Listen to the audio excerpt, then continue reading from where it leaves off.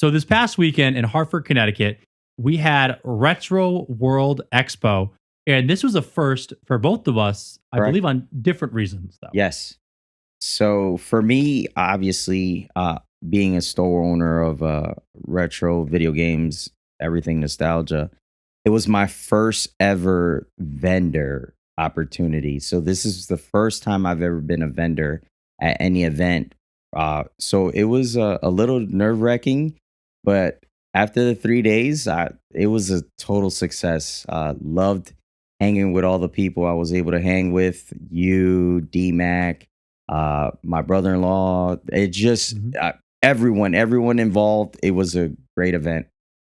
It was phenomenal. So, like, it was your first expo that you vended at. Hmm. It was my first video game convention ever. Really? I have never been to a video game convention. Wow. I love getting to meet everybody, walk around, see all the booths, and all the crazy items that were there. Yeah. Like, I know you and I, we love all of our peripherals. And if you're looking for peripherals for video games, Yeah. there's no place better than an expo. Correct. I mean, people are bringing stuff that sometimes we went to some of the booths and we were like, what is that? I've never seen that before. I want it. Here's my money. Exactly. Like, and it's funny because one of the items I got, I think it was on opening day or like during setup actually. It was an item that I wasn't like too keen on getting, but I know it helped out one of our boys with his deal. Correct. So I'm like, you know what? Yeah, let's throw it in. I'll get it. It's wacky and crazy. I got this Mario bike blaster. Yeah. And it's still in the bubble packaging. And you know, it's crazy looking. It wasn't something I was super excited about. I'm like, oh, maybe I'll like use it as a trade for something. And every time I went somewhere, people were like, no, like it's really weird, but like I don't know. I'm like, man, no one wants this cursed bike blaster. Yeah. But every time someone said no, it made me want it more. I'm like, All right. why do you not want this? Like, this is awesome. It's so weird. Yeah. It's so goofy. I Like, wanted a it. giant The Mario head. second you showed me it, I was like, what is that? I want it. It's a cool item. You don't ever see Yeah. it. That's the first time I've ever seen it. And that's what I love about it, is like you've never seen it, and people are like, oh, is that the one that has the box with the alarm? And it's like, no, this is Mario's face. Yeah. Like I believe the nose lights up. Correct. Yeah. And it's so weird. It is. It is definitely. But like you said, it was really fun being able to hang with our boys, like being able to like hang with Sprooch, hang with D-Mac. Correct. Continue establishing that friendship with Dave. Yeah. Like it was fun. Like I got to meet your brother-in-law. Yeah. Like, dude, your brother-in-law is a riot. Yeah, he is. I love that man. Yeah. JJ is funny. My sister got to hang out with us for a while. Mhm. Yeah, and then we had some cool people show up to the booth. We had Mort come to Mort's Garage. We had Curtis from Pixel Game Squad. We had Caleb, Phoenix Resell. Mhm. Macho Nacho showed up for a little bit. CJ's Games showed up. She showed up. It's the community is great. It's amazing how people connect and just are approachable. They talk to I can't say anything better about everyone that showed up at the booth and showed us love. It was amazing. It was amazing. It was a great 3 days.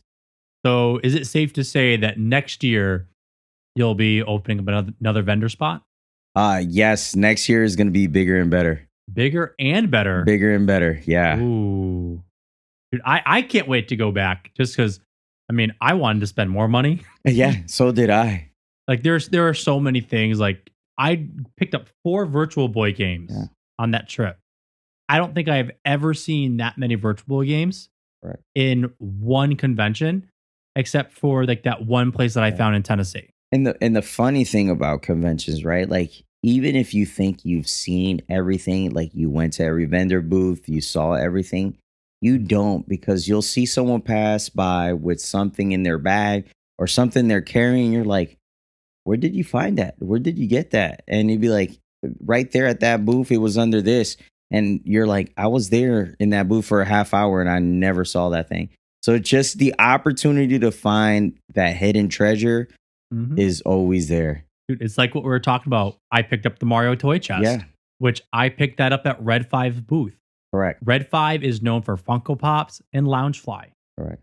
Like they used to be a big retro toy store specifically with Star Wars, and here they are at this video game convention, and they had the old Nintendo trophies, and they had the Mario toy chest. They had one of the coolest booths too there. That with all the lights they had, the neons. It was a really nice setup. I applaud them. They did it up really well. Yeah, they did a great job. One of the most interesting booths that I thought, it wasn't really a video game booth, but it's like kind of in that peripheral market that we were talking about. It's related. It's relatable, obviously, with what he's doing. Yeah. Respawn Records. Yes. So our new boy Justin, owns the record label Respawn Records. Correct. And he does one of the coolest things. Yes, by far. He takes original soundtracks and works with the artists who created these soundtracks for video games, and either just faithfully adapts them to records, turns them into lo-fi mixes, or two of the records I picked up were metal mixes of Earthworm Jim and Star Fox 64. Correct. And I have to tell you, I think I've listened to the Star Fox R-Wing Odyssey every single day since the convention. Yeah. So I haven't had a pleasure of opening none of them up yet, right? So the idea is amazing. I picked up a ton to resell at my store just because for one, he has a ton of artists on his staff or people that he contracts to do the artwork for the vinyl, for the vinyl records. And if you look at this artwork, just the artwork alone, you could hang up and just display, even without even listening to the records or anything. But yeah, just everything that the presentation of the product he has created is totally amazing. It's incredible. I absolutely love what he's doing. I can't wait to see what their next release is going to be. Me too. I'm excited. I was a little annoyed that I missed picking up the Metal Battletoads album. I know. But you know what? Maybe another time. I know I also missed the Mario Kart 64 release, apparently. But I will say, one of my favorite moments from this convention had to be when we were at that booth and Dave had picked up a bunch of records.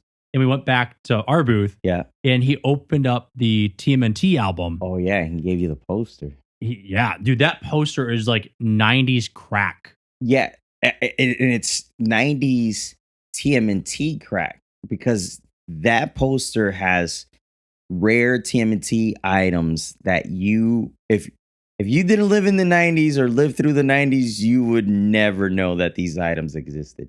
Not at all. And what was cool about it is it wasn't just TMNT items. It was everything from TMNT to My Pet Monster to like Nintendo Entertainment Systems. Yeah. But I love like the album or I should say the vinyl art. Correct. And what I liked is that it was a 2-sided picture disc. And so it is the pizza. And as you go through the various sides, it goes down from a full pizza to a third of a pizza to half a pizza to no pizza in just the New York City manhole. Yeah. And that was such a subtle touch on the album. Correct. That to me, I almost want to buy another one just to display the vinyls. Yeah, both sides. Yeah, because you would have to have 2 copies in order to display all 4 sides. Yeah, just like I said, going back to the artists that he has at his disposal to create the artwork for these things they're incredible. They're a work of art. They're definitely a work of art. It's amazing. I will say one of the things that was also pretty cool about the convention was getting to meet our boy Paul Weber, who we know is somewhat localish to us. Correct.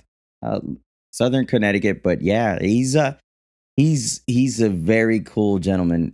He's stopped by my store. This is the first time I get to meet him in person. He stopped by my store. I wasn't there, so he's met my sister. But Paul is just a genuine, great personality, man. He's just such a great guy. Just going back and forth with our conversation, it's just was finally great to meet him in person. That's all I have to say. He has that infectious personality. Yes, correct. He's goofy, funny like us. He's He's just like us. It's amazing how many people you meet that you're like, you could be the only person in your family that's like us. But Mhm. when you go to a convention, almost everyone's like us. And it's like the funniest thing. But yeah, Paul Weber, shout out, man. I'm so happy I got to meet you in person.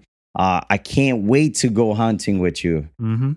And dude, thank you for the shout out for No Cable Crew Yes. on your story. Like that was a huge thing. Yeah. And like Especially you for us little like guys. exactly, you didn't have to do that. And dude, we thank you so much. Yes. So if you want to see us talk more about RetroWorld Expo, it will be on our companion channel, No Cable Crew. We'll have videos of us video game hunting. We'll have videos of you setting up. And we also have a pretty cool toy draft or Yeah. video game draft coming Yeah. out where we gave Mort's Garage and Curtis from Pixel Game Squad Correct. some money to spend. Yeah.